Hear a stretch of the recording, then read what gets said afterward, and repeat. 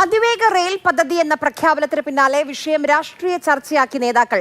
അതിവേഗ റെയിൽ പദ്ധതിയിൽ പ്രധാനമന്ത്രിയുടെ സമീപനം എന്താണെന്ന് വ്യക്തമല്ല എന്ന് കെ.വി. തോമസ്. റെയിൽ ഇല്ലേ എന്ന് പരിഹാസത്തിലൂന്നി ചെന്നിത്തലയുടെ മറുപടി. മഞ്ഞക്കുറ്റികൾ എടുത്തുമാറ്റിയാൽ വലിയ ഉപകാരം. കേരളത്തിന്റെ പ്രത്യേക പ്രതിനിധിയായ തോമസ് മാഷ് എന്തൊക്കെ കാര്യങ്ങൾ പറഞ്ഞിരിക്കുന്നു, അദ്ദേഹത്തിന് മറുപടിയില്ലെന്നും ചെന്നിത്തല. ഏതായാലും മുഖ്യമന്ത്രി അറിഞ്ഞു വരുന്നൊരു പ്രപ്പോസലാണത്.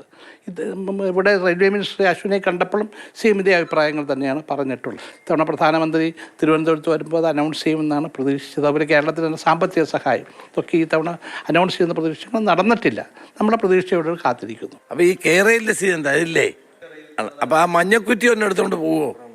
നാട്ടിൽ മുഴുവൻ മഞ്ഞക്കുറ്റികൾ ഇട്ടിരിക്കുകയാണ്.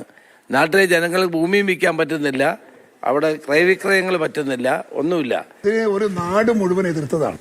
അന്ന് അവിടെ അവര് പെറുക്കി കുരേറം കൂട്ടിയ എല്ലാ കല്ലുകളും നാട്ടിലെ ജനങ്ങൾ, സ്ത്രീകളും പുരുഷന്മാരും കുട്ടികളും പറച്ച് എടുത്ത് കൊണ്ടുപോയിട്ട് കടലിൽ കൊണ്ടു തൂക്കിയതാണ്. എരിയും വന്നാൽ അതുപോലെ സമരം അവിടെ ജനങ്ങൾ കൊണ്ടു നടക്കും.